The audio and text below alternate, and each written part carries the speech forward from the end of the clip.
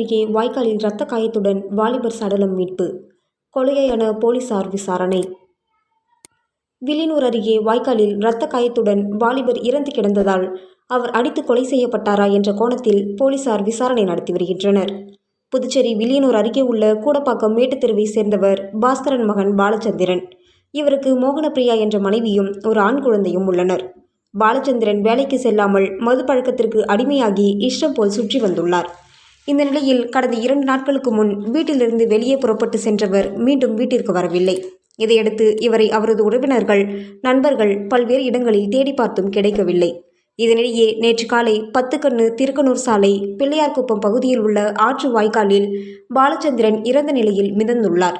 இதனை பார்த்ததும் அந்த வழியாக சென்றவர்கள் வில்லியனூர் காவல் நிலையத்திற்கு தகவல் தெரிவித்தனர். அதன் பேரில் போலீசார் சம்பவ இடத்திற்கு வந்து அவரின் உடலை கைப்பற்றினர்.